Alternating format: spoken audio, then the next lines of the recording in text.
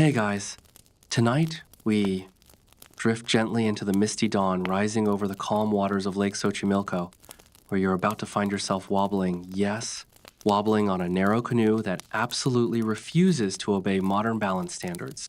The air is cool, the kind that sneaks under your sleeves, and a sleepy veil of fog hangs low over the chinampas, those legendary Aztec floating gardens that don't technically float, but definitely look like they might slip away if you sneeze too hard. A few birds are already complaining about the early hour, and you can hear the soft slap of water against the woven reed barriers that keep the garden edges neat and tidy.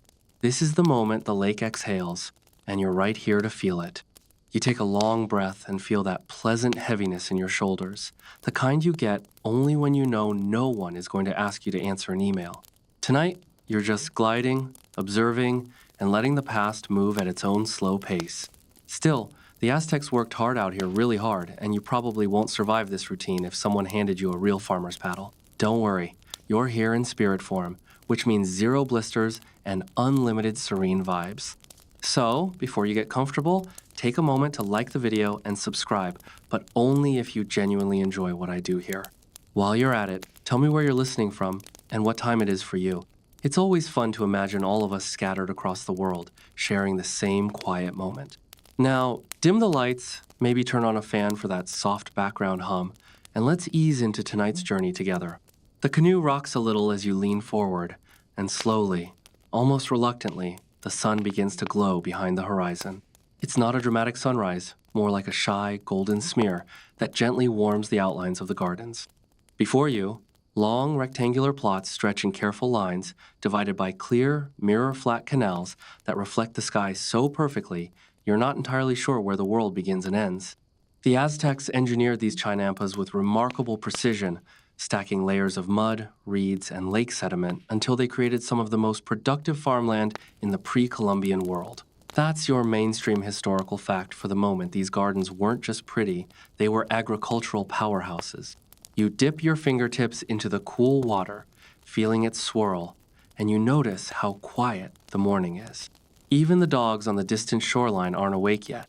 Somewhere out in the fog, you hear the slow scrape of another canoe, just one person, heading toward their own chinampa, starting their day the same way countless farmers once did centuries ago. You're drifting into their rhythm now, a rhythm built on slow paddling, early mornings, and the deep knowledge of soil and seasons. And here's your quirky tidbit. Some farmers supposedly judge the health of their chinampa by poking a long stick into the mud and sniffing it. Yes, sniffing it. Apparently, good mud has a fresh lake smell, while bad mud has, well, you don't want to know. You're relieved. You're only here in imagination form, because you're not quite ready to go around smelling lake mud like some sort of agricultural sommelier. You let your canoe drift closer to one chinampa edge, admiring the stout ahuejote trees, willows that line the borders. Their long roots reach deep into the soil, anchoring the whole structure so it doesn't erode back into the lake. Historians still argue whether these trees were intentionally planted in perfectly spaced rows from the very beginning, or whether the pattern emerged gradually as farmers figured out what worked. Either way, their silhouettes stand tall, peaceful, and slightly droopy, like they stayed up too late gossiping with the herons. You paddle a little, feeling the easy resistance of the water. Modern, you would absolutely complain about this being too much upper body work for so early in the morning. But here, the motion feels slow and meditative. Each stroke leaves widening ripples that distort the reflection of the willow branches. Somewhere beneath the surface, a fish darts by, leaving a flash of silver. The gardens themselves are already stirring gently. Instead of noisy machines or frantic activity, you see only soft movement. A farmer smoothing soil with a simple wooden paddle-shaped tool, another tying reeds into bundles at the edge of a canal, another checking young seedlings in tiny raised beds covered with woven mats. Everything here is deliberate, careful, and quiet enough that you can hear the muted crunch of wet earth. A family on a nearby chinampa begins their routines, their soft voices carrying across the water. Someone is heating a toll over a small stove. Its sweet, earthy aroma drifts your way. You breathe it in, your stomach making a lazy suggestion that maybe it also deserves breakfast. But you push that thought aside because you're too busy watching the light creep across the water, turning the fog from silver to pale gold. As the sun strengthens, the colors of the chinampas sharpen. Rows of maize glisten with dew. Little patches of amaranth show off their reddish leaves. Flowers, marigolds, and dahlias especially stand in vibrant clusters like tiny sunrise ambassadors. You didn't expect a floating farm to be this beautiful before breakfast. You shift slightly in the canoe, listening as your paddle taps the wood. A dragonfly settles briefly on the handle, then zips away as if late for a meeting. Maybe it is. Dragonflies always act like they're extremely behind schedule. A pair of farmers greet each other across a canal with a gentle wave. No shouting, no horns, no modern chaos, just warm gestures and the shared understanding that another long, steady day awaits them. You sense how interconnected they are, how each chinampa depends on careful maintenance from both individuals and neighbors. Even in this tranquil setting, community matters. You close your eyes for a brief moment, letting the sunlight warm your face. You hear a soft plop, maybe a frog, and the flutter of wings from a nearby egret. Everything blends into a slow, soothing harmony. You are fully immersed now, no longer just observing, but settling into the pace of the ancient lakeshore. The canoe drifts again, brushing gently against the mossy edge of a chinampa. You lay your hand on the damp soil mound built with such care. You can almost feel the layers beneath sediment, reed mats, roots, and rich mud, all engineered to create a stable cradle for crops. The Aztec farmers mastered this system centuries ago, and you're only now beginning to appreciate how ingenious it is. You'd applaud, but that seems too energetic for the moment. Maybe a soft nod will suffice.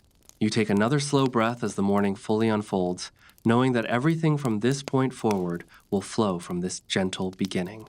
The sun, the soil, the stillness, all of it invites you deeper into the calm routines of the day. Your canoe glides a little farther into the brightening light, and now you angle it toward a narrow strip of land where the first real task of the morning waits for you. You steady yourself carefully, because these canoes believe in slapstick physics and reach out for the long pole propped against a bundle of reeds. This pole is your all-purpose helper, a balancing stick, a depth tester, a nudger of stubborn vegetation, and occasionally a very lazy paddle. You lift it, surprised by its weight, and feel how smooth the wood has become from generations of hands guiding it along the canal edges.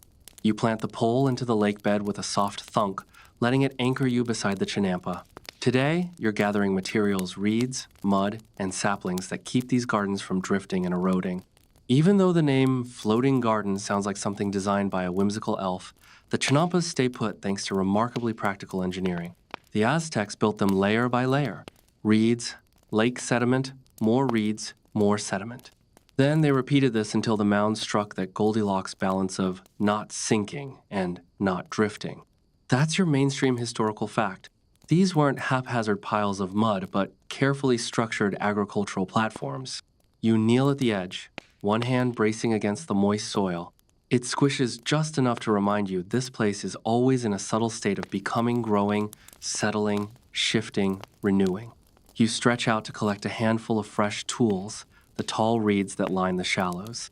Their bases are crisp and cool, and as you tug them free, you hear that quiet, satisfying rip that feels like peeling tape, but in a more natural, dignified way. Stacking reeds into tidy bundles sounds simple, but your modern fingers quickly discover that they're annoyingly slippery. You tie them with thin cords made of maggie fiber, which pricks slightly against your thumbs. A farmer on the neighboring chinampa glances over and gives you that small, sympathetic smile people reserve for children tying shoes for the first time. You pretend you're doing fantastic. Confidence is key, even when the reeds are trying to escape like slippery little prisoners. A quirky tidbit drifts into your mind as you work. Some early chroniclers claim that farmers occasionally used floating mats of moss and roots called patates de agua as temporary platforms while repairing the edges of the chinampas. Imagine trying to stand on a soft, drifting water mattress while patching mud walls. You mentally congratulate yourself for being allowed to stay on your stable canoe instead. Once your reed bundles are secured, you paddle using the pole again toward the next task, gathering mud. And not just any mud. You need that thick, nutrient-rich lake sediment called cieno, the good stuff, the kind that feels like pudding when scooped and smells faintly of damp earth and aquatic plants. You lean over the canoe, grab a flat basket, and dip it deep into the shallows. When you lift it, water streams through the woven gaps, leaving behind a dense, gleaming mound of mud heavy enough to make your wrists wobble. Your brain briefly reminds you that this is a no gym membership required kind of lifestyle. You guide the canoe closer to the chinampas' outer wall, an earthen embankment reinforced with a lattice of stakes and living roots. It needs patching, and you can see where the last rain eroded a soft corner. You press the mud into place, smoothing it with the side of your hand. The feeling is oddly therapeutic, like spreading icing on the least edible cake imaginable. Historians still argue whether the earliest chinampas were purely artificial or whether they incorporated natural islets already scattered across the lakes. Some suggest that farmers expanded pre-existing marsh platforms. Others claim the whole system was engineered from scratch. You look around at this quiet, watery grid and realize either version tells the same story. It took a lot of steady, methodical labor to create this landscape, and you're now part of that rhythm. You break a young ahuejote sapling from the bundle beside you and press its base into the soft mud. These willows aren't just decorative, they're living anchors. Their roots knit through the chinampa walls like natural rebar, holding everything together. You pause a moment, running your fingers along the smooth bark. The soil here is moist and cool, smelling faintly of clay and fresh water. As you plant another sapling, you feel a faint splash beside you and glance down just in time to see a turtle disappearing into the shallows. It leaves behind only a few lazy ripples, as if embarrassed to have startled you. The sun has risen enough to warm your shoulders, and the fog has lifted to reveal a broader view of the canal network. From here, you can see the long, straight lines of chinampas extending into the distance like a patchwork quilt stitched by someone with excellent symmetry skills. The faint sounds of morning paddles dipping, distant chatter, the occasional quack from a duck who definitely woke up on the wrong side of the reeds float to you on the soft breeze.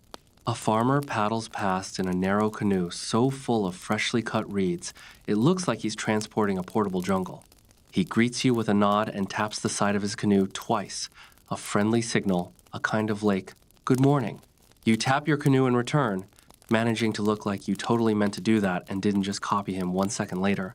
Your own pile of reeds is nearly complete, but before you finish, you pause to watch a heron tiptoe along a shallow bank.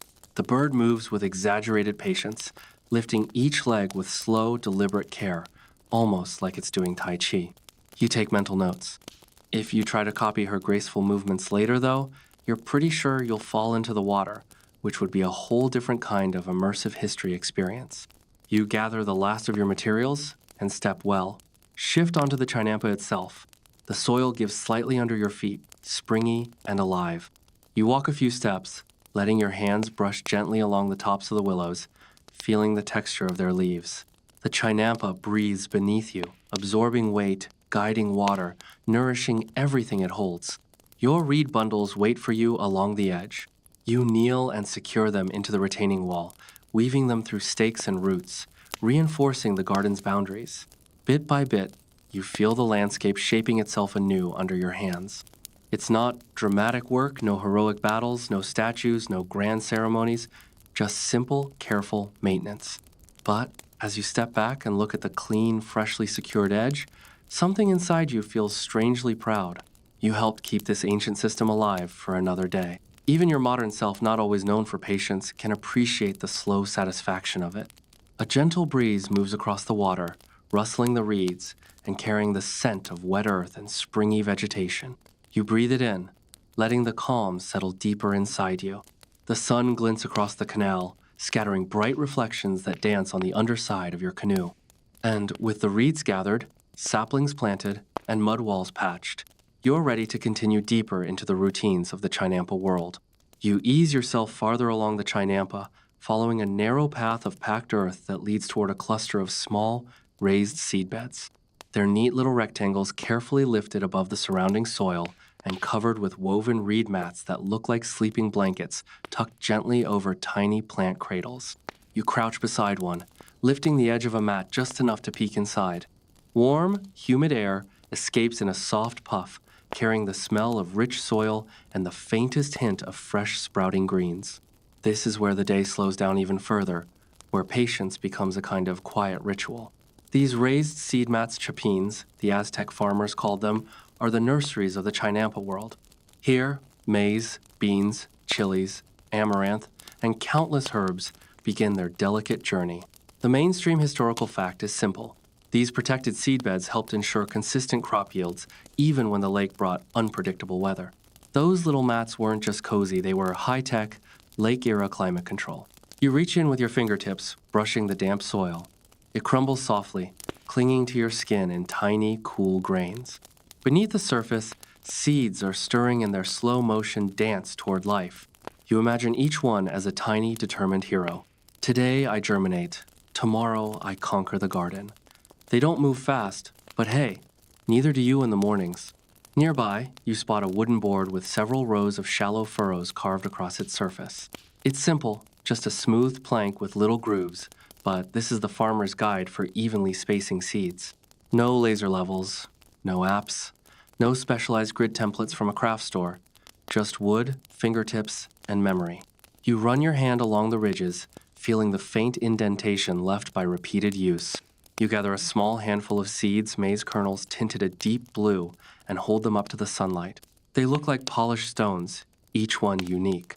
As you gently place them into the furrows, you're surprised by how calming the motion is. Seed, tap, cover. Seed, tap, cover. Your breathing slows to match the rhythm.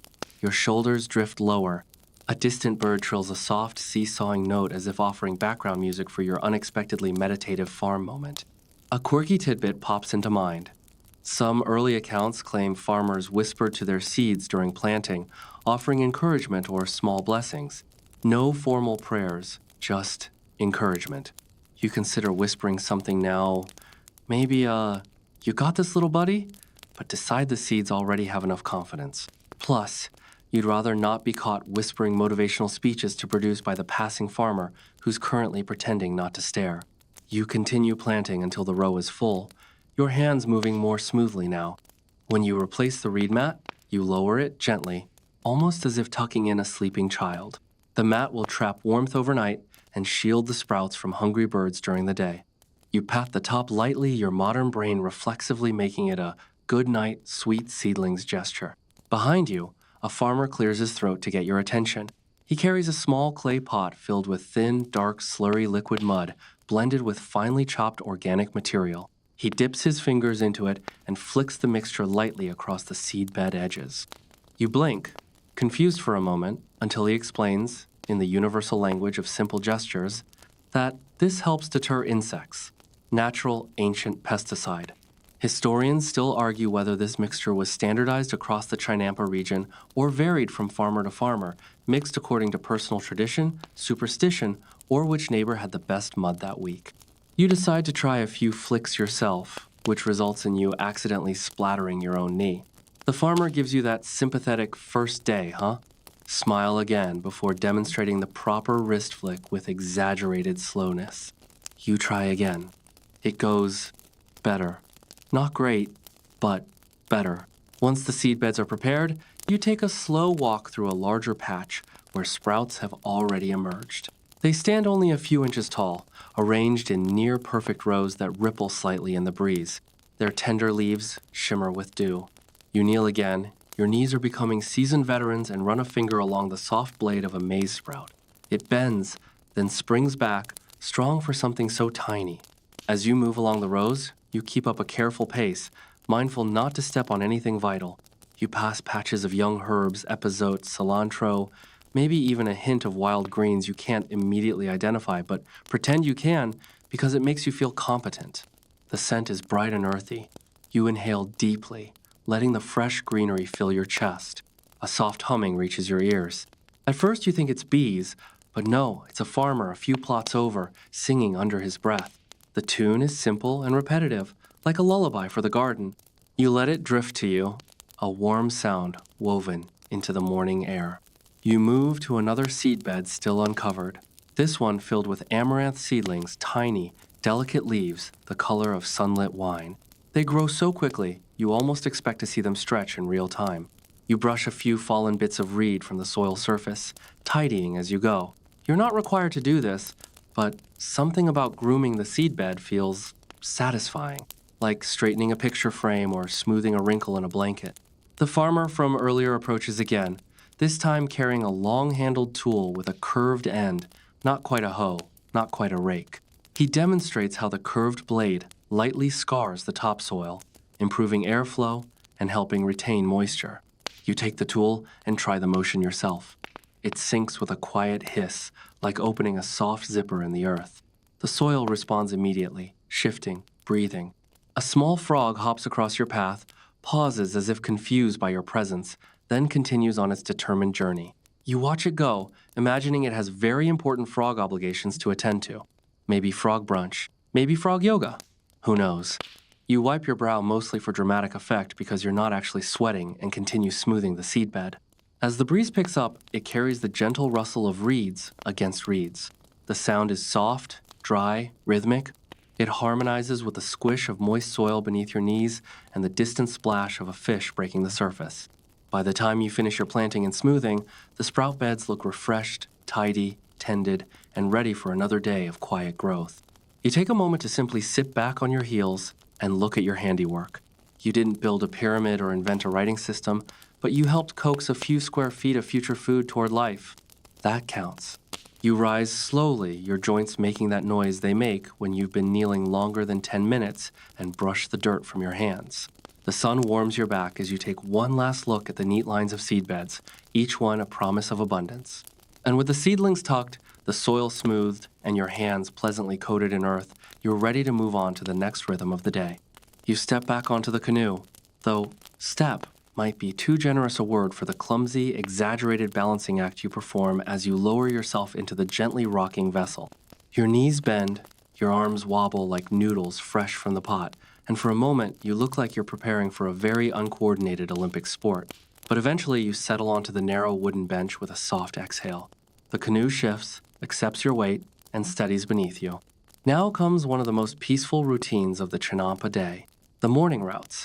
You push off from the bank using your pole, letting the canoe ease backward into the canal until it floats free. The water is glassy, reflecting the sky and reeds so perfectly that your paddle breaks not only the surface, but the illusion of a second world beneath it. You dip your paddle, yes, the real paddle this time, into the water, pulling yourself smoothly through the canal. The early sunlight sparkles on the ripples you leave behind, stretching into soft golden trails.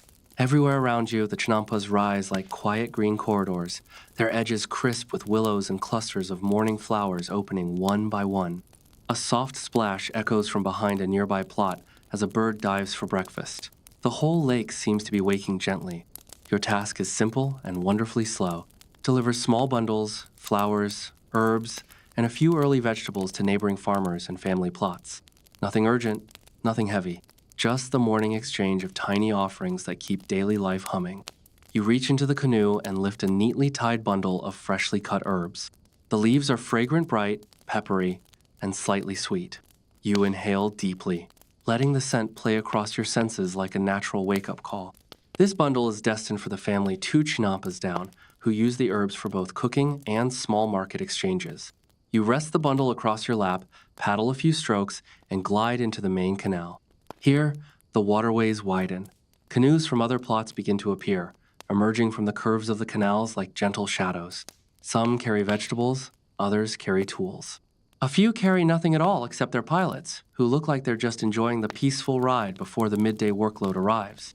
Everyone moves at the same unhurried pace, as if time itself has softened. You approach the first stop, a chinampa lined with brilliant cempasúchil flowers blazing orange against the green.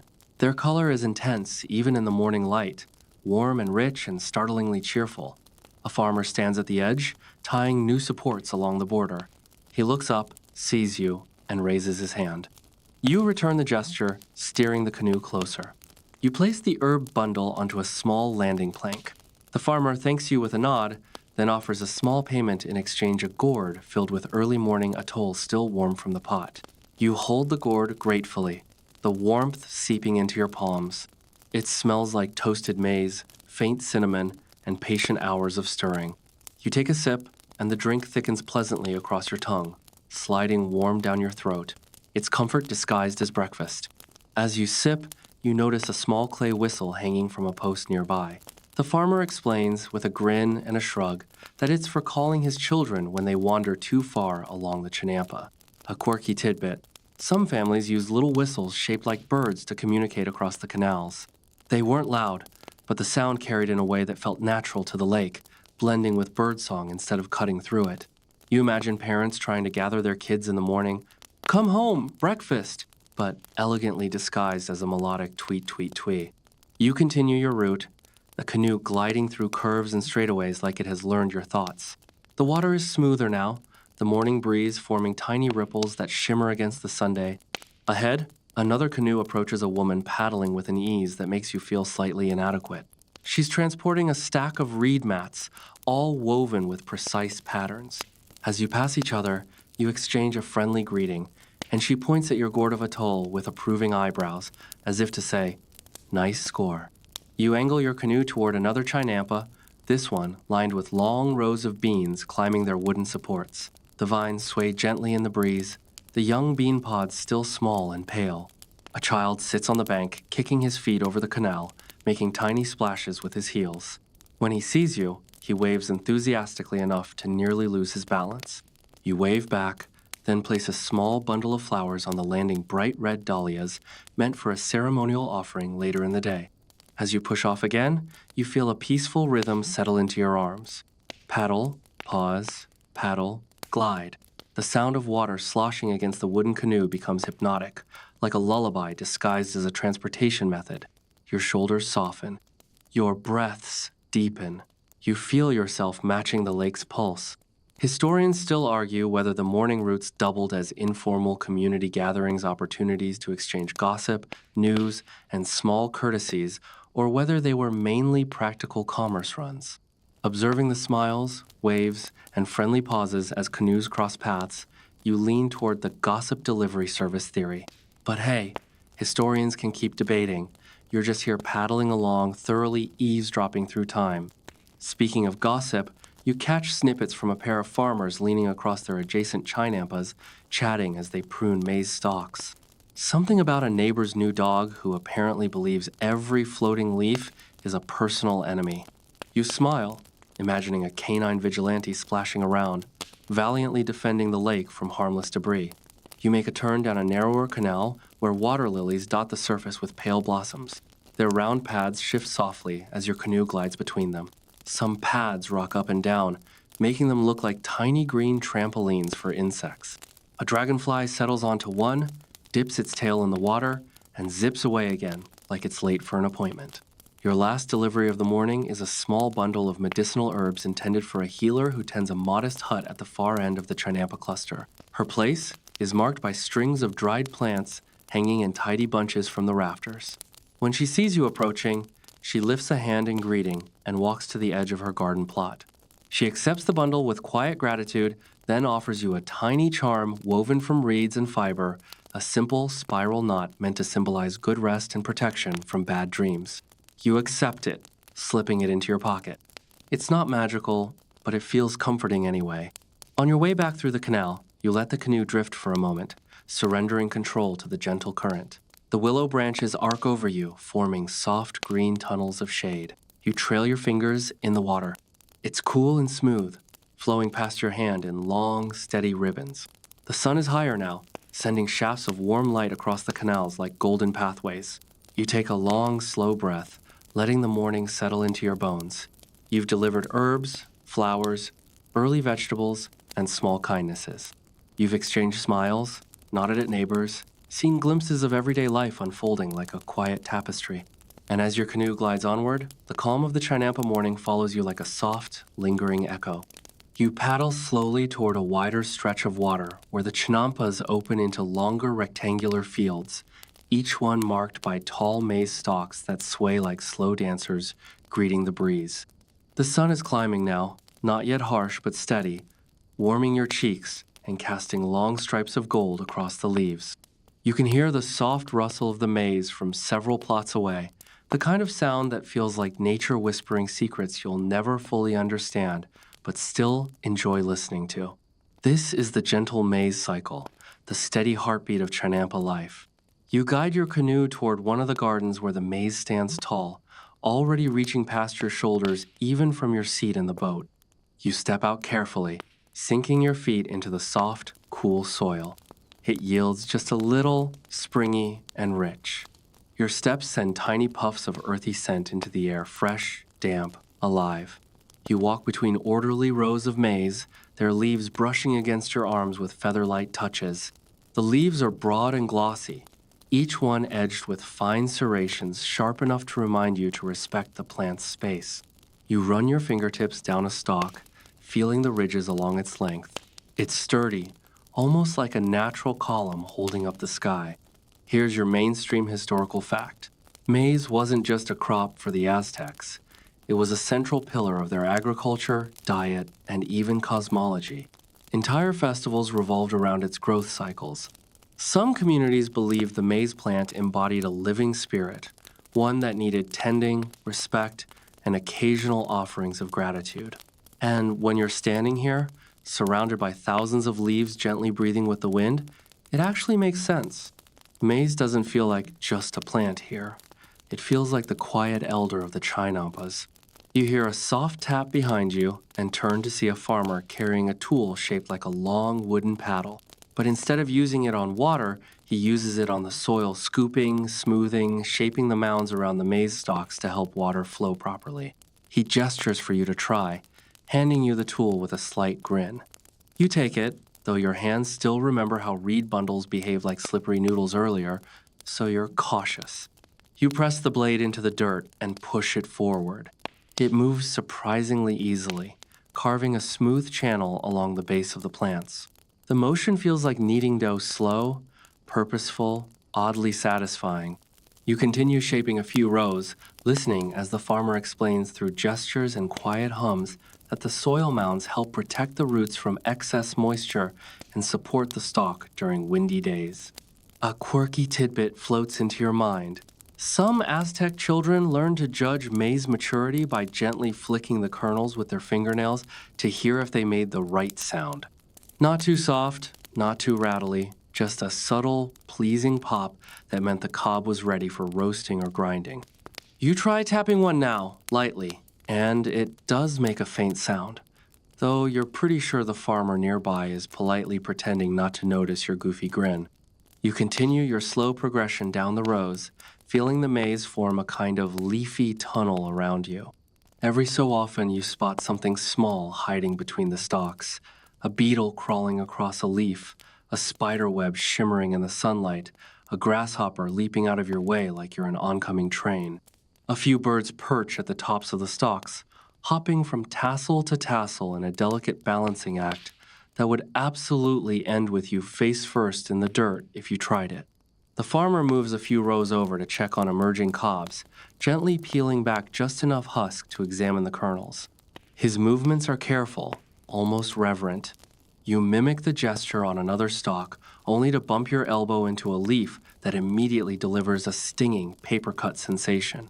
Not painful, exactly, but definitely a reminder that plants are not always the innocent bystanders we think they are. You rub your elbow and mentally add maize leaf slap to your list of minor historical hazards. Historians still argue whether maize was originally domesticated solely for its nutritious kernels, or if the early cultivators were drawn to certain plants for ritual reasons before fully realizing their agricultural potential. The debate continues because archaeological evidence shows maize evolving rapidly into forms optimized for human use, yet the symbolic significance of the plant appears very early in Mesoamerican culture. You ponder this while smoothing another mound of earth, how people and plants slowly shaped each other across centuries, forming a bond neither fully controlled. As you move toward the far end of the chinampa, you spot a small clearing where a few tools rest: a woven basket, a stone grinder, a water-filled gourd, a few wooden stakes waiting to be planted. You pick up the gourd and take a small sip. The water is cool and carries the faint taste of minerals and plant roots, a refreshing surprise. You replace the stopper and glance toward the basket, curious. Inside are fresh maize husks stripped into thin ribbons, likely used for wrapping food or weaving small crafts. You run the ribbons through your fingers, feeling their flexibility and strength. A soft breeze shifts the maize leaves, and suddenly the entire chinampa seems to sigh. The sound is gentle, rhythmic, like waves on a quiet shore, or a soft whisper at the edge of sleep. You sit for a moment, resting your hands on your knees, and let the breeze wash over you. The sun warms your back. The scent of maize pollen floats through the air, faint and sweet. A farmer's child appears at the edge of the field holding a small clay whistle shaped like an ear of corn. When he blows into it, it emits a high, cheerful chirp that sounds like a bird greeting the day. The child giggles, then offers the whistle to you for a try. You take it and blow softly. The whistle produces a little squeak that makes the child burst into laughter. You laugh too quietly because your lungs are as gentle as the scenery. You hand the whistle back, watching as the child toddles off between the rows, still chirping playfully. You stand again, brushing soil from your palms. You find a few fallen maize tassels at your feet and pick one up. It's soft, almost silky. You twirl it between your fingers, feeling the delicate structure, then tuck it behind your ear like a sleepy farmer's accessory. The sun has climbed higher now, casting sharper shadows between the rows. You take one final look at the maize fields, golden, steady, whispering in the breeze, and feel the calm settle deeper into your chest. You've touched the soil, shaped the water channels, checked the sprouts, and learned the quiet gestures that guide the maize cycle. And as you make your way back toward the canal, stepping carefully between green stalks that sway as if in farewell, you carry the gentle rhythm of the maize with you, its patience, its quiet strength, and its steady presence in the life of the chinampas. You ease your canoe along the next canal, guided by the soft rustle of petals before you even reach the garden. The scent of flowers drifts on the breeze, sweet, earthy, a little spicy. In places like the lake itself has decided to dab on natural perfume for the day. You angle toward a chinampa that bursts with color, marigolds burning bright orange, dahlias in impossible reds and purples, delicate white blossoms, and long stems of fragrant herbs swaying like dancers stretching before a performance. This is the realm of flowers for both markets and gods, and you can feel the shift in mood the moment your feet touch the soil. There's a tenderness to this place, not softer exactly, but more ceremonial. You step carefully between the rows, mindful of the stems that lean toward the sunlight. A worker glances up from trimming blossoms and nods a small acknowledgement that you've joined a quiet space, a sacred workspace disguised as a garden. Your eyes drift to the marigolds first. They glow, even in daylight, like small sunbursts perched atop thin green stalks. Here's your mainstream historical fact. Marigold cempasúchil were deeply important to the Aztecs, not just for market trade, but for ceremonies, altars, offerings, and honoring the departed. Their scent and color were believed to guide spirits, making them both economic and spiritual powerhouses. You reach out and lightly pinch a petal between your fingers. It's soft, almost feather-like, leaving a faint citrusy scent on your skin. You kneel beside a basket overflowing with cut blossoms destined for the bustling markets of Tenochtitlan. The farmer gestures for you to help, placing a small obsidian-bladed knife in your hand. You take it slowly. Obsidian is no joke, sharper than anything in your kitchen back home. You choose a dahlia bloom, steady the stem with one hand, and slice cleanly with the other. The cut is smooth, effortless, almost too easy. You nearly giggle at the satisfaction of it, like cutting through the world's softest vegetable. Next to the bed of dahlias, long rows of quetzalcoatl bright red poinsettia-like flowers stretch in vivid lines. They look like sparks from a fire frozen midair. A farmer picks through them with an expert eye, selecting only those at their prime. You watch and try to mimic the technique. Gently lift, angle the stem, inspect the color gradient, check the firmness. You choose one that looks proud enough for temple steps, but not arrogant about it. Your own contributions may not be perfect, but they're at least presentable. A quirky tidbit bubbles up as you gently lay flowers into the basket. Some Aztec gardeners believed that hummingbirds were attracted to the flowers, not only for nectar, but because they were tiny messengers of the gods, checking the gardens for beauty and devotion. So if a hummingbird hovered near your plot, you took it as a major compliment. As if on cue, because the universe has excellent comedic timing, a hummingbird zips into view, stops in midair, and stares directly at you. It hovers, inspecting your basket of blossoms like a tiny, shimmering art critic. You hold your breath. After a few seconds, it zooms away to judge someone else's flowers, leaving you wondering whether you passed inspection. You continue trimming blossoms and sorting them into piles, some for market stalls, some for small home offerings, some for rituals requiring petals rather than full blooms. The petals destined for temple offerings are handled with particular gentleness. You scoop a handful into your palm. They're cool and soft, like bits of colored silk. When you lift them to your nose, the fragrance is subtle, pleasant, but not overpowering. Flowers here aren't just decorations, they're messages made visible. Historians still argue whether the Aztec city's flower markets were primarily economic engines or if they also functioned as informal community centers where people shared news, swapped stories, and arranged ceremonies. Based on the careful way these flowers are selected and bundled, you suspect both were true. You can almost picture the marketplace, rows of color, the hum of conversation, fragrant air drifting between stalls, vendors calling softly, not shouting, because shouting feels out of place when your merchandise is this delicate. You follow another farmer toward a patch filled with tall, slender stalks of fragrant herbs, some medicinal, some culinary, some ritualistic. The leaves shimmer with dew. You pinch one, roll it lightly between your fingers, and inhale. The scent is sharp, green, crisp, and instantly refreshing. The farmer plucks a handful, ties them together with a strip of maize husk, and places them in your basket. You mimic the knot, though yours comes out slightly crooked. He fixes it with a quick twist and a kind smile. A soft breeze moves through the chinampa, carrying petals across the air like tiny drifting boats. They land on your shoulders, in your hair, on the surface of the canal beside you. You brush off a few, but leave one perched on your sleeve it seems too polite to remove. In the center of the flower garden, you notice a small raised platform woven from reeds. On it sit a few simple offerings: a small clay bowl with water, a piece of fruit, and a ring of marigold petals arranged carefully in a circle. It's not a full ceremony, just a daily gesture of thanks from the gardener. You stand quietly before it, feeling the sincerity in the simplicity. No grand altars here, just a reminder that the garden is alive, generous, and deserving of gratitude. You kneel beside another group of plants, long-stemmed gladiolus-like blossoms, and help secure their supports. The stems are fragile when young, so the farmers tie them loosely to reeds with strands of soft fiber. Your first knot looks acceptable. Your second knot looks like you tied it with your toes. You adjust it quickly before anyone notices.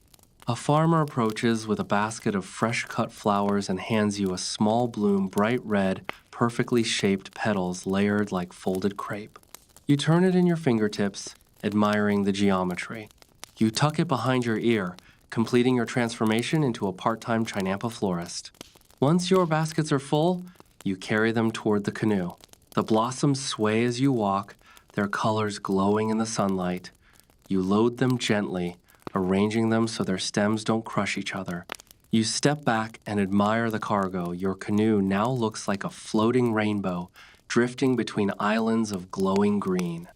You take your paddle again, push off from the bank, and glide into the canal with your floral treasures. The scent swirls around you, sweet, earthy, calming. You can't help but smile at the thought that these flowers will soon fill markets, homes, and temples, shaping the colors and fragrances of an entire city. As you drift onward, the breeze lifts a single orange petal from your basket. It spins through the air, dances on a beam of sunlight, and settles onto the lake's shimmering surface. And somewhere behind you, the hummingbird returns for a final, approving glance. You drift farther down the canal, the floral perfume slowly giving way to a different scent: wood, smoke, wet earth, and something warm and savory floating just at the edge of thought. Your paddle dips gently into the water, and you hear the faint clatter of clay lids tapping against pots. Before you even reach the next chinampa, your stomach sends up a polite reminder that you're a human being who definitely did not eat enough before coming to 15th century lake country. The cooking garden appears like a cozy outdoor kitchen stretched across carefully planted rows. Women and men tend to simmering pots, grind maize on meat-hate stones, pluck leaves from low bushes, and stir sauces with long wooden sticks worn smooth from years of use. The air is warm and deliciously scented, and immediately you understand why this place is considered the beating heart of daily Aztec comfort. The soup garden. You step out of your canoe, and a cook hands you a bowl that's still steaming. You take it, slightly startled. Hospitality here is casual but sincere. Apparently, you look like someone who needs to be fed. Inside the bowl is a simple broth flavored with herbs grown just steps away. You lift it to your lips, sip carefully, and sigh. It's earthy and soothing, rich without being heavy. Honestly, if someone served this to you in the modern world, you'd pay $18 for it and pretend you totally understood all the flavors. A mainstream historical fact slides into place as you drink. Chinampas were not only agricultural powerhouses, but culinary gold mines. The Aztecs grew an impressive variety of edible plants. Here, amaranth, chilies, tomatoes, squashes, beans, and herbs like epazote that added depth to stews and tamales. These ingredients fueled Tenochtitlan, one of the largest cities in the world at the time. Your simple bowl of soup is a direct link to that thriving, bustling metropolis. A group of cooks gestures for you to join them at a low stone platform where piles of vegetables sit waiting to be prepared. They hand you a stone bowl filled with fresh chile peppers. You're told to remove the stems. Easy enough, right? But the moment you touch one, its oils hitch a ride on your fingers, so now your face is forbidden territory.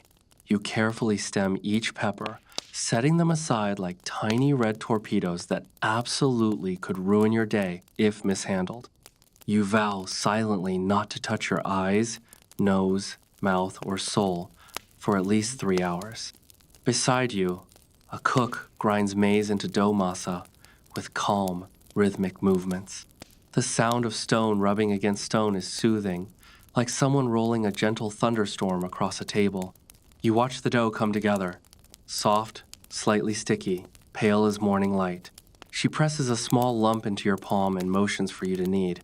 Your result is lumpy, uneven, and vaguely resembles a stress ball. She laughs not unkindly and folds your attempt back into the main batch, smoothing it out as though you hadn't mangled it seconds earlier. Historians still argue whether these soup gardens operated more like communal kitchens or if they were simply private spaces where families prepared large batches to sell in the markets. You remind yourself, echoing something you once read. Standing here, surrounded by easy conversation and shared labor, you sense the truth may have been somewhere in between. You move to the herb beds next. Rows of aromatic plants line the edges of the chinampa, epazote, hoja santa, cilantro, wild onions. You pinch a leaf from a heart-shaped hoja santa plant and smell it. Sweet, peppery, almost anise-like. You tear a tiny piece and taste it. Immediately you're hit with a mint meets basil. Meet someone's grandmother's secret flavor that feels both ancient and brand new. You nod appreciatively, trying to look like someone who knows things about cooking, even though your last homemade meal involved microwaving something with instructions printed on the inside of the box. A quirky tidbit pops into your mind. Some Aztec cooks believed that placing a stone warmed by the sun in the corner of a soup pot could bring good behavior to the stew, making it simmer more evenly, as if soup has moods. Part of you wants to test this theory, but you resist because you barely trust yourself with chills, let alone spiritually temperamental broth. One of the cooks waves you over to a bubbling pot filled with beans and squash. She hands you a wooden stirring rod. The pot is surprisingly heavy, and the rod feels like it has been used since the dawn of time. You stir slowly, watching beans rise and sink like sleepy swimmers doing laps. Steam brushes against your face, carrying hints of smoke and warmth. It feels comforting, like leaning close to a fireplace on a cold night. Next, you're invited to help prepare tamales. A square of maize husk is placed before you, along with a dollop of filling made from tomatoes, beans, and chopped herbs. You spread it onto the husk. Well, attempt to spread it. Yours is uneven. with the filling dangerously close to the edges as though trying to escape. You fold the husk anyway, producing something that looks like a slightly confused envelope. The cook tucks it into the steaming bundle with all the other tamales as though it belongs. You feel a small swell of pride. Your stomach growls again louder this time, and one of the cooks hands you a proper bowl of soup, garnished with herbs and a sprinkle of amaranth seeds. You sit on a reed mat near the water's edge, legs stretched out as you watch ducks gliding lazily across the lake. You take a spoonful, then another. The soup is warm, simple, and somehow tastes like patience. A gentle breeze carries the sounds of the garden, grinding maize, simmering pots, laughter, the occasional splash of water against canoe hulls. You lean back on your hands, letting the moment settle over you like a cozy blanket. You feel the day's work in your arms and shoulders in a good way, like you've earned the meal in front of you. One of the cooks sits beside you and offers a small clay cup filled with a lightly sweet drink made from toasted maize. You sip it, surprised by the roasted flavor and the subtle creaminess. It's simple, but it's perfect. You could fall asleep right here. Your mind drifts as you listen to the calming sounds around you. You imagine the generations who cooked, laughed, and rested in places just like this. You picture enormous city markets where these soups and herbs would find their way into thousands of meals. You think of the flower gardens you left behind and the hummingbird judge who gave you your informal passing grade. You take one final sip of soup, warm and grounding, before standing and brushing off your hands. The cooks thank you with nods and gentle smiles. You return the gesture, stepping back into your canoe. The canal waits, shimmering softly, ready to take you to the next chinampa. You glide forward, leaving behind the savory scents of the soup garden, and soon the waterway narrows into a channel lined with tall, waving reeds. Their tips sway lazily in the soft morning light, brushing against one another like old friends exchanging gossip. The air feels cooler here, damp with the subtle scent of mud and morning dew. You paddle gently, letting the canoe drift as the lake hums around you.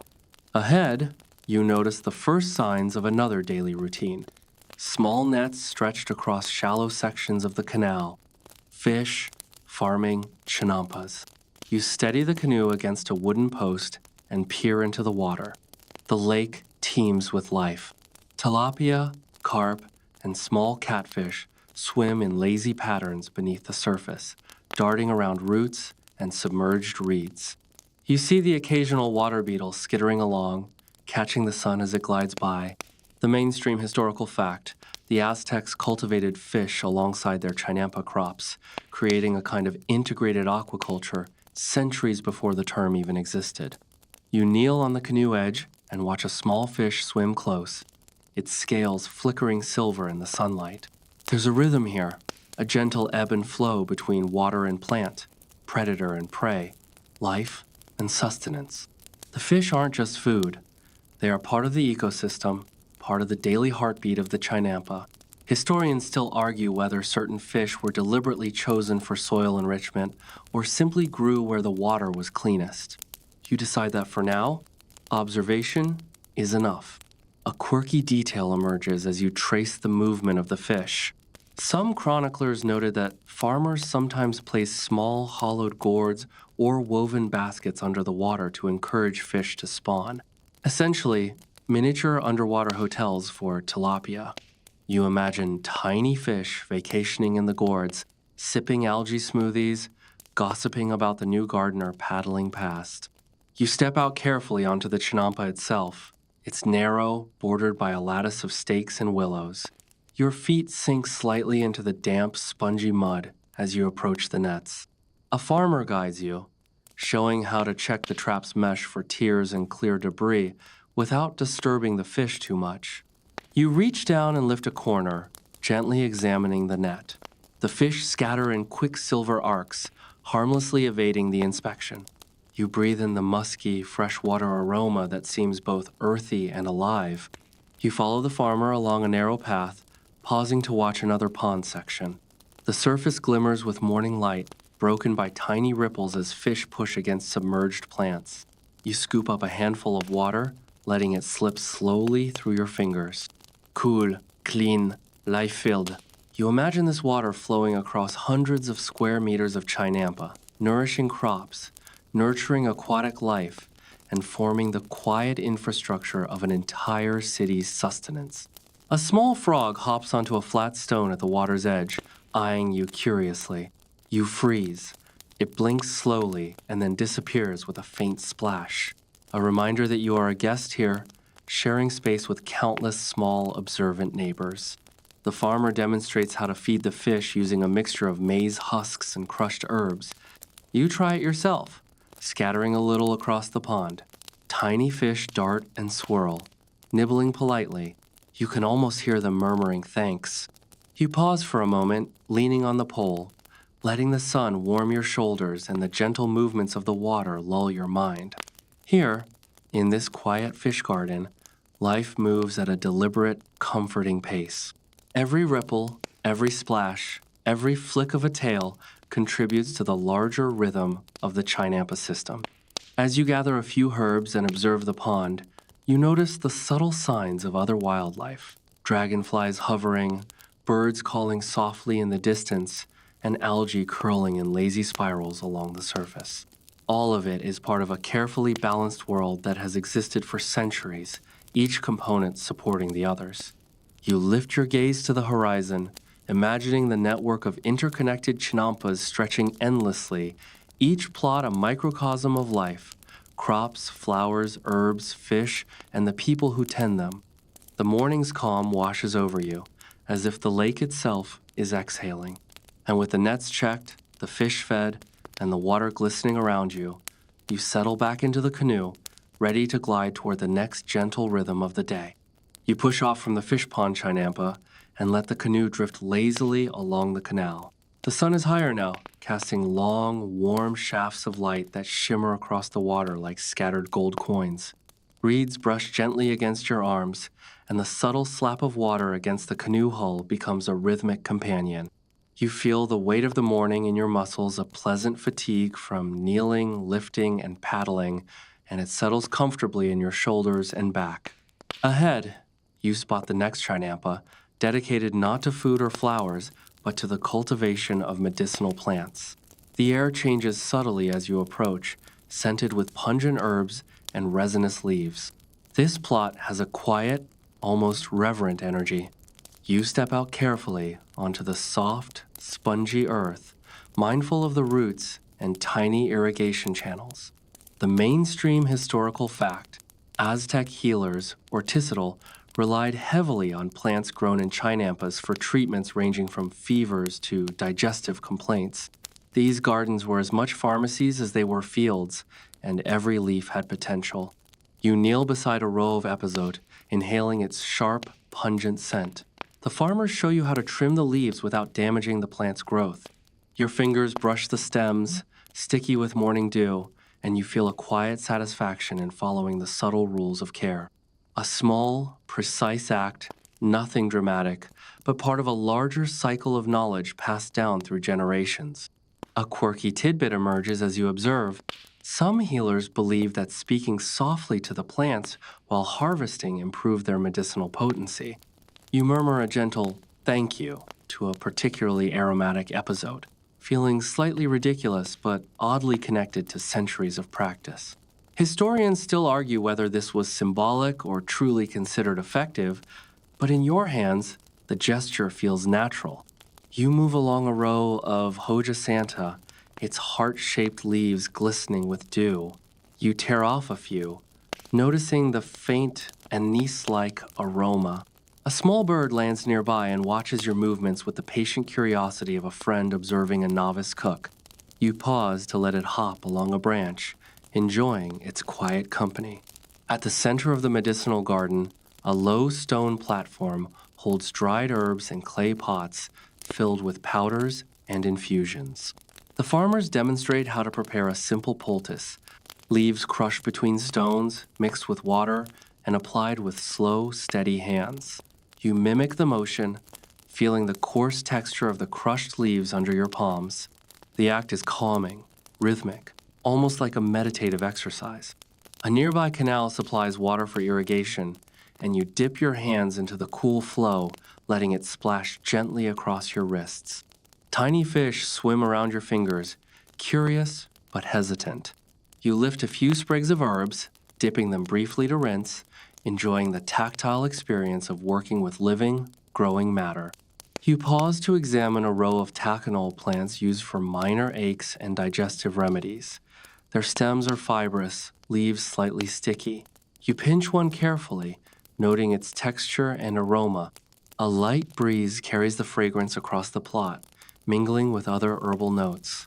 You inhale slowly, letting the scent embed itself in memory, imagining the comfort these herbs brought to countless people long before your arrival. A small frog leaps from a damp corner, landing softly near your feet.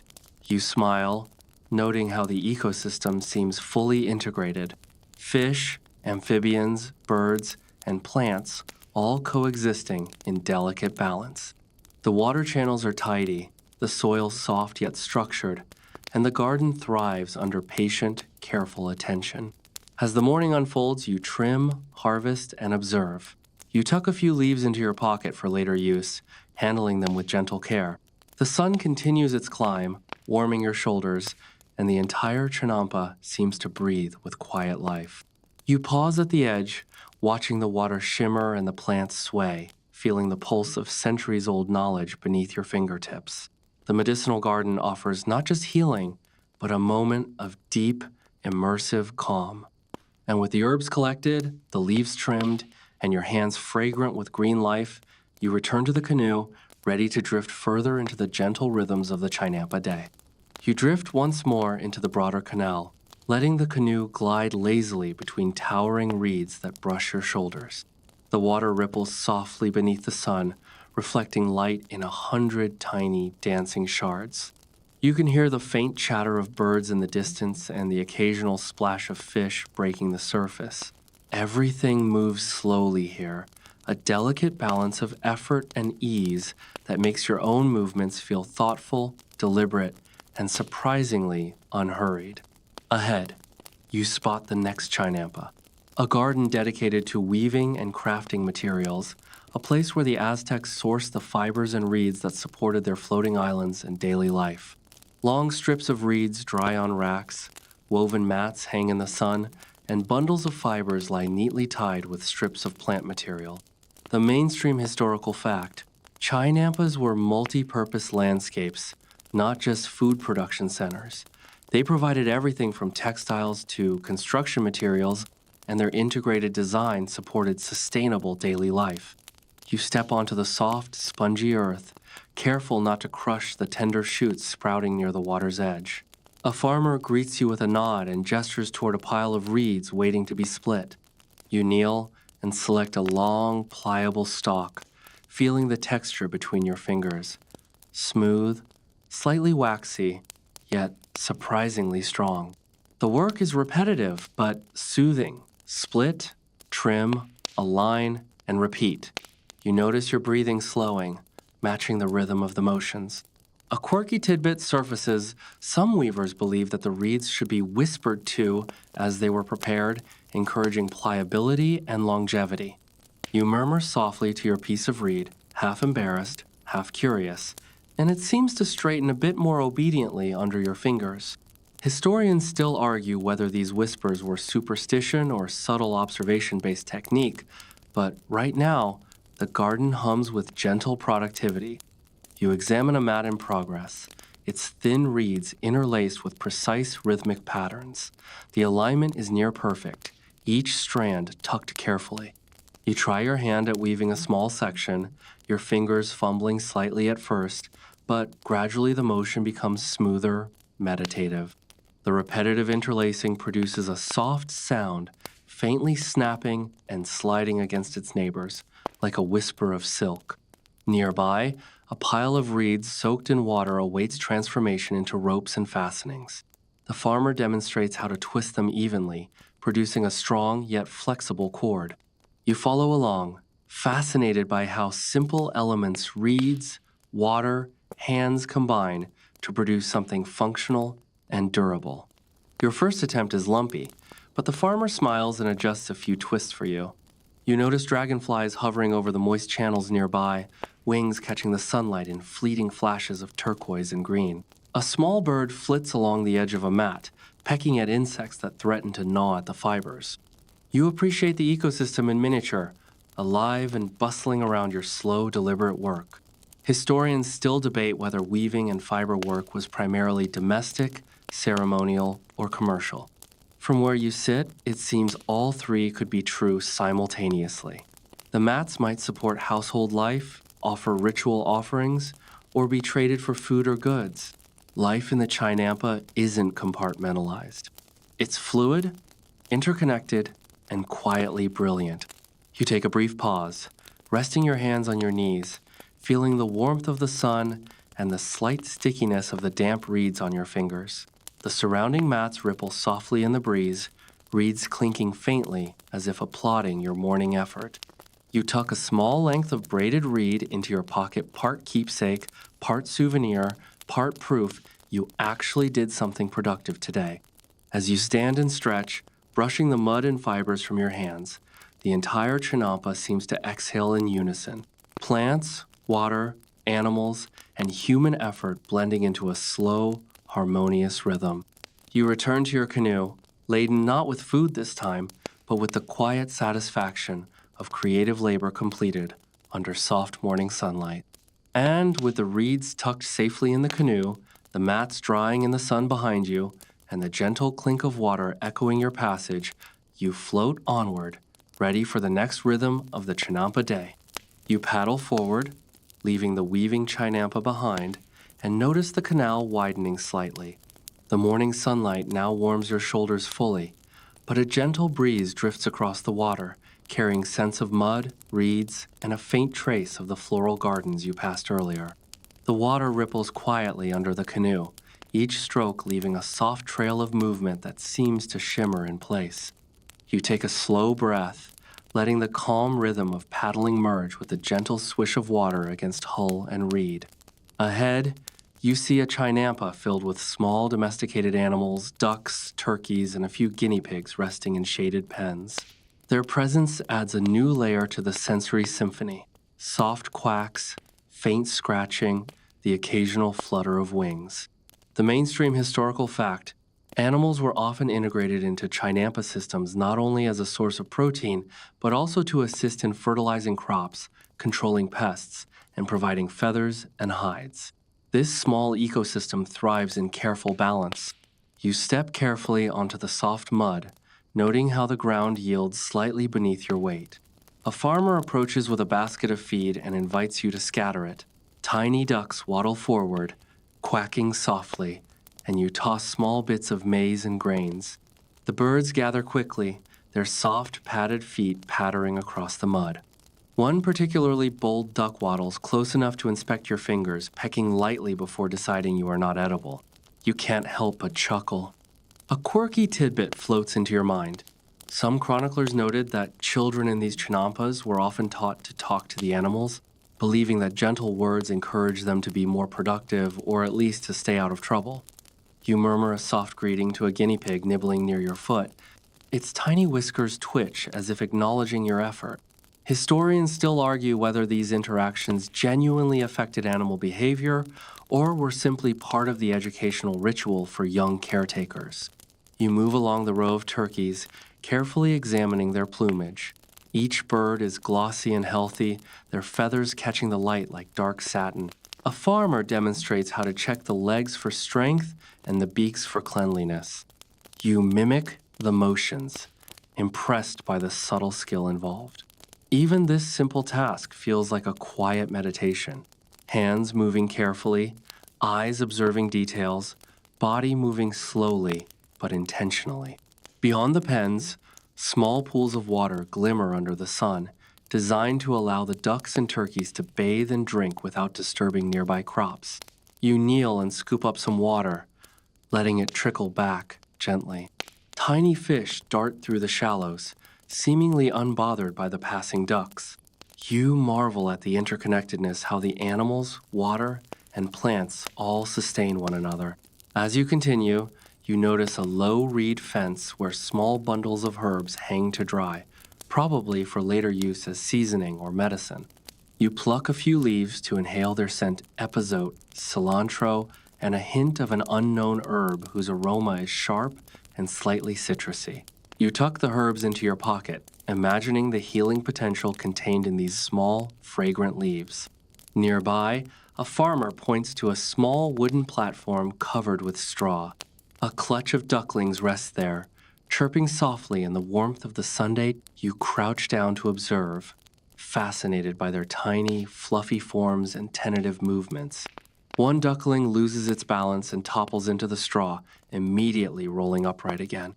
You can't help but smile at the resilience packed into such a small creature. You help move a few ducks into a shaded section, ensuring they have access to water and shelter from the Sunday. Your movements are slow, careful, considerate, like a quiet dance. The farmers offer soft smiles and nods of approval, and you realize that this is another layer of patience woven into the daily rhythm of Chinampa life. A breeze stirs across the canal, sending ripples through the water and rustling the ducks' feathers.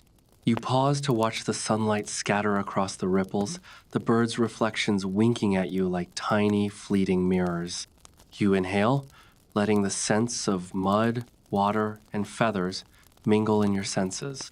The rhythm of life here is unhurried but deeply intentional, each small act of care contributing to the delicate balance that has sustained generations. You take one last look at the ducklings resting under the straw and the turkeys pecking contentedly nearby. With gentle movements, you step back into the canoe, carrying the calm, deliberate energy of the animal chinampa with you as you glide onward, ready for the next quiet chapter of the day. You paddle slowly into a quieter part of the canal where the water narrows and the reeds arch overhead, forming a natural green tunnel. The air here carries the soft fragrance of damp earth and distant flowers, mixed with the faint metallic tang of early morning dew on leaves. Your paddle dips gently into the still water, sending a quiet ripple across the surface. The world feels hushed, as though holding its breath for the afternoon's slower rhythm. Ahead, you spot a chinampa dedicated to weaving edible plants into small baskets and mats, a space where practicality and artistry merge seamlessly. Long strips of reeds, maize husks, and pliable fibers lie neatly arranged, waiting to be transformed by patient hands. The mainstream historical fact: Aztec artisans often relied on materials cultivated in chinampas for weaving mats, baskets, and other functional objects, which were crucial for both daily life and ceremonial purposes. Without these supplies, the daily routines of city and village alike would falter. You step carefully onto the soft ground, your feet sinking slightly into the damp, spongy soil.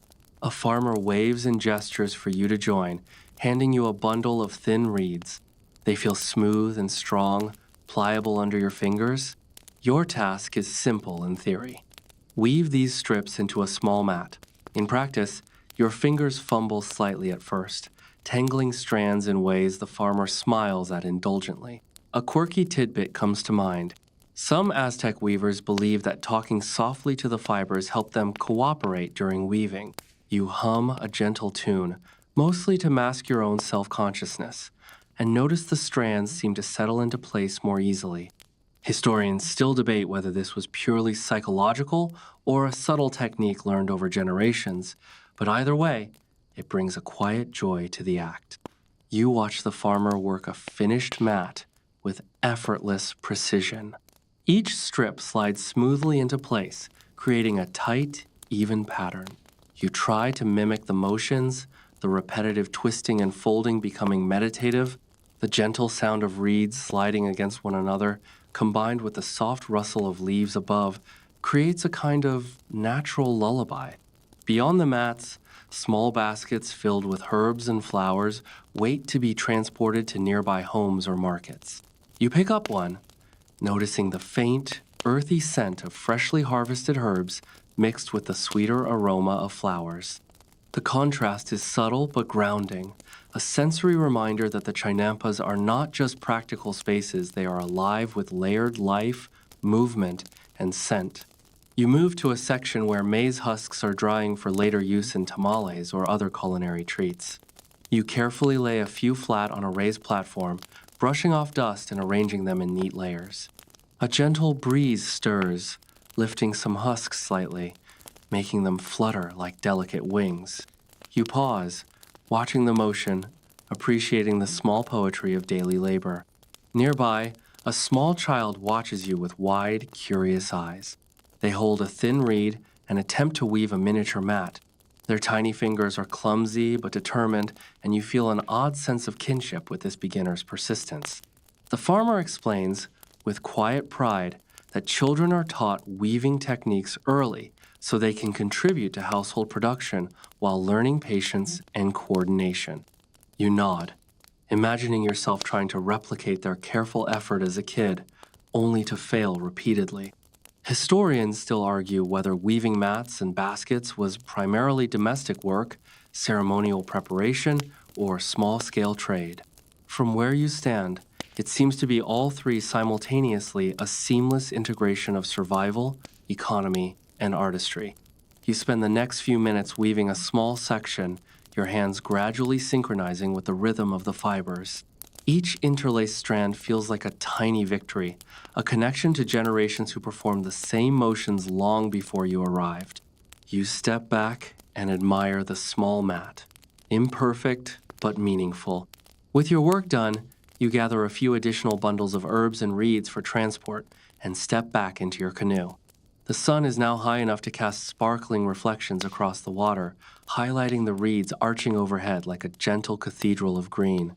You push off and glide forward, carrying the calm, meditative energy of the weaving chinampa with you, ready for the next gentle layer of the day. You drift along the canal, feeling the water's gentle tug beneath your canoe. The reeds arch higher now, creating a narrow corridor of shadow and light. Sunlight filters through the leaves in flickering patterns, dappled across the water like a moving mosaic. The air is warmer, carrying a faint scent of wet soil and distant flowers, and you can hear the soft hum of insects hidden in the reeds. It's a calm, unhurried rhythm, the kind that encourages your mind to relax and settle into the day's slow cadence. Ahead, you spot a chinampa devoted to small-scale ritual preparation and everyday devotional practices. Here, the Aztecs maintained tiny altars, simple shrines, and ceremonial plantings that punctuated daily life with quiet, spiritual routines. The mainstream historical fact: Aztec households often integrated religious observances into their chinampas, using flowers, herbs, and even maize offerings to honor deities, guide ancestors, or maintain spiritual balance. In essence, this space is part garden, part chapel, part living diary.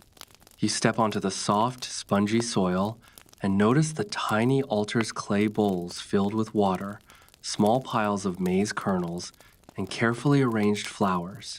You kneel beside one, brushing back a stray leaf. The arrangement is simple but deliberate, a gentle reminder that devotion doesn't require grandeur. A slight breeze rustles through the plants, carrying the scent of marigolds and epazote, mixing with the earthy aroma of wet soil. A quirky tidbit drifts into your mind. Some Aztec families believed that whispering wishes to a sprig of marigold ensured their intentions reached the gods. You murmur a small, private thought to a bright bloom, half embarrassed, half amused, and notice the flower swaying lightly as if nodding in agreement.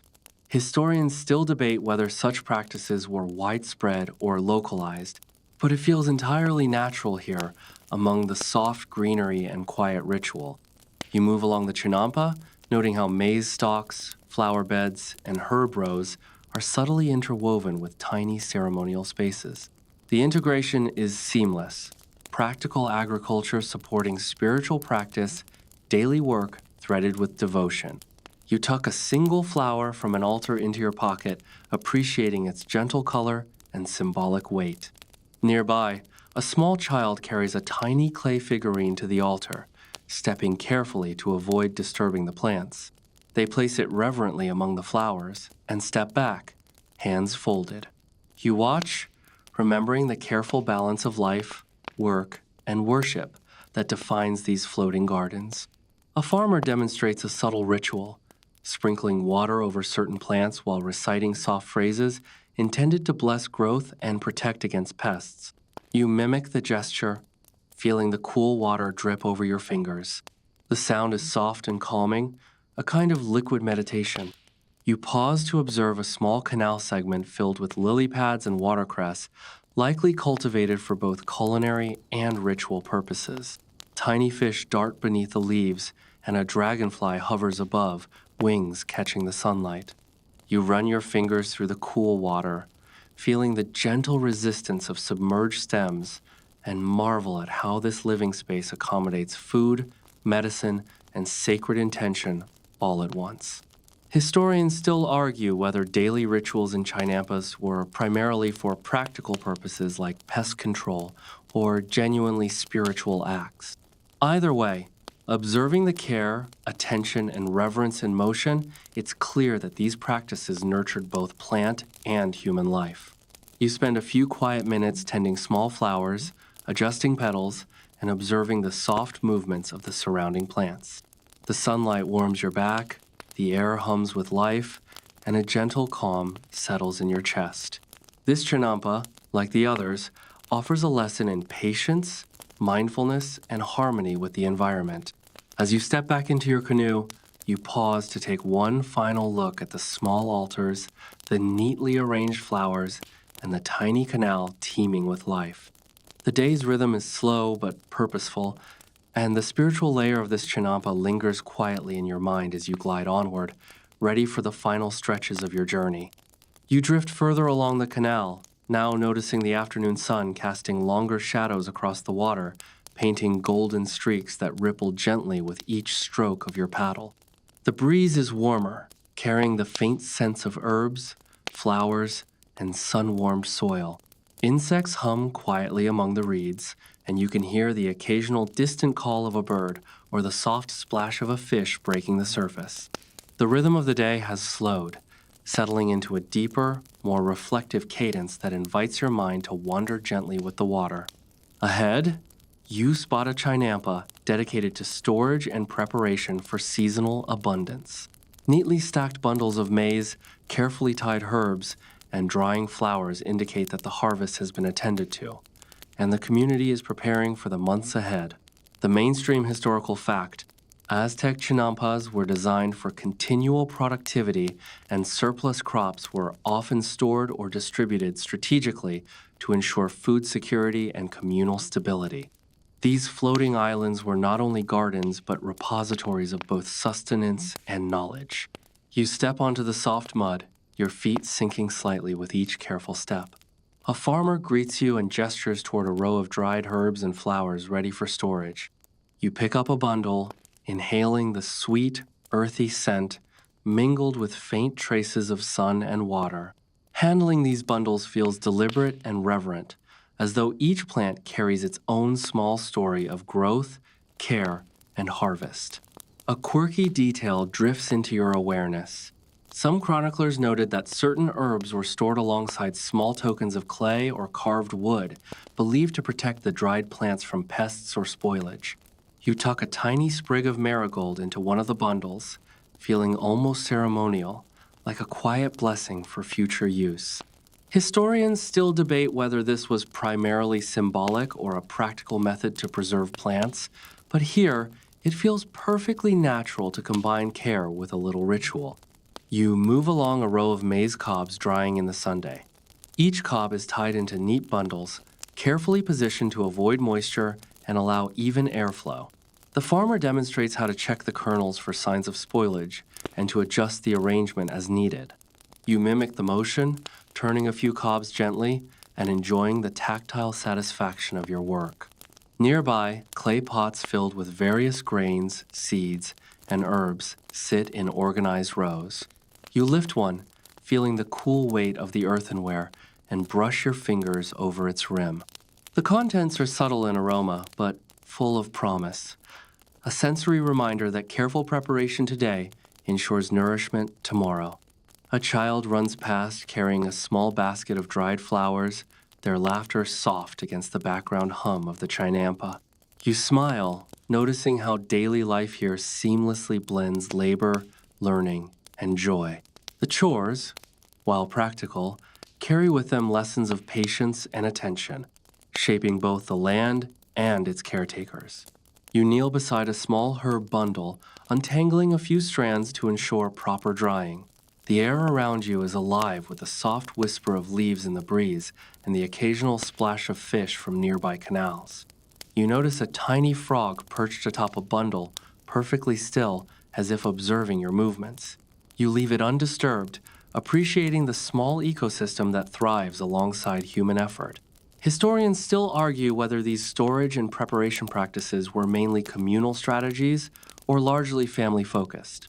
Observing the care and precision involved, it's clear that both perspectives hold merit.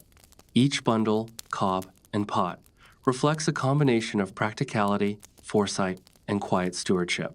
You step back from the neatly arranged bundles and clay pots, feeling the satisfaction of a day's work reflected in the orderly abundance around you. The sun casts a warm glow over the chinampa, illuminating the textures of leaves, husks, and earth, and you sense a gentle completion in this rhythm of life. As you return to your canoe, you carry with you the soft satisfaction of productive labor and careful preparation, ready to drift toward the final moments of your journey through the chinampas. You glide forward in the late afternoon, the sun now dipping toward the horizon, casting warm amber hues across the water. The reeds lean gently in the soft breeze, brushing lightly against your shoulders as if bidding you a quiet farewell. The water reflects the sky in muted golds and soft blues, rippling gently with the passage of your canoe. Everything feels slower now, deliberate, intimate, the kind of calm that encourages deep breathing and quiet reflection. Ahead lies the final chinampa of your day, dedicated to rest and contemplation rather than production. Small, grassy areas are interspersed with clusters of flowers and shade-providing trees, and tiny alcoves of woven reeds create cozy nooks for sitting or reclining. You step onto the soft earth and feel the gentle give beneath your feet, the mud slightly spongy and cool from the canal's ongoing irrigation. The mainstream historical fact: the Aztecs valued balance in life, integrating moments of rest and reflection into the otherwise industrious rhythm of chinampa life. Gardens were not merely for labor or sustenance, they nurtured the mind and spirit as well. You find a quiet spot under a low-hanging tree where petals drift lazily from the branches. You kneel and touch the soil, noticing its cool texture and faint fragrance of wet earth and decomposing leaves. A small bird hops nearby, chirping softly as if encouraging you to pause and simply exist. A quirky tidbit comes to mind. Some Aztec gardeners would place small figurines of animals or gods in these resting spaces, believing they brought protective energy or inspired contemplation. You imagine tiny clay frogs and hummingbirds tucked among the flowers, silently observing centuries of quiet reflection. Historians still argue whether these objects were primarily symbolic or also served as subtle tools for mindfulness and focus.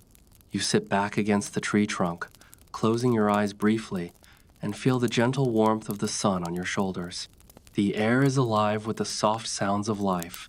Water lapping against the canal banks, the distant hum of insects, the faint rustle of leaves in the breeze. A soft fragrance of marigolds and herbs drifts past, mingling with the earthy smell of mud and water.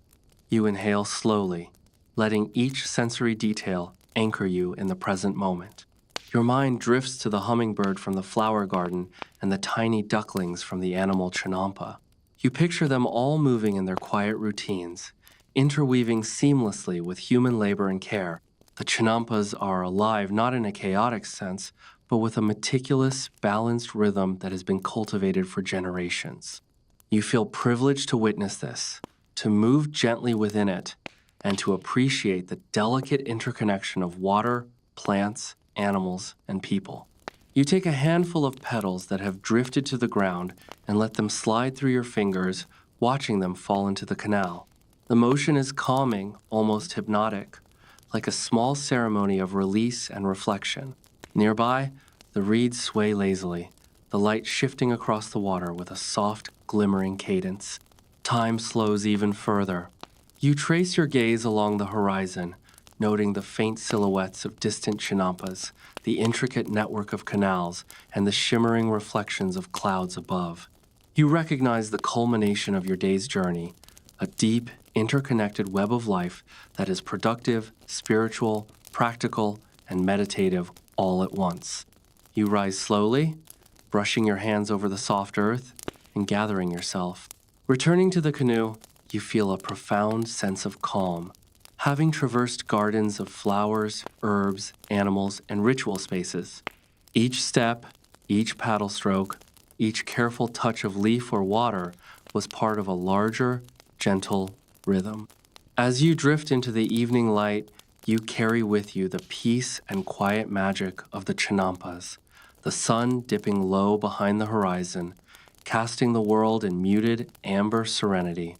The sun continues its slow descent, casting long, soft shadows across the canals and reeds. You sit in your canoe, rocking gently with the water, feeling the subtle movement beneath you, a steady lullaby of liquid motion. The world around you hums quietly, reeds whispering in the breeze, water shimmering in delicate patterns, distant birds calling softly before settling for the night.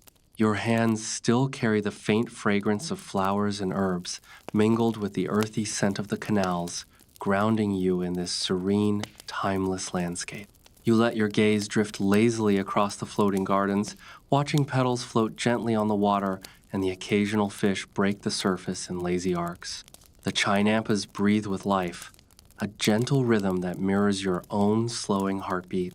Each small detail, the tiny frogs perched on leaves, the hummingbirds flitting between flowers, the soft sway of the maize stalks creates a harmony that resonates with calm, whispering a quiet invitation to release the day's tension. As the light softens further, your mind follows the subtle trails of movement, the careful work of farmers, the playful curiosity of animals, the deliberate tending of herbs and flowers.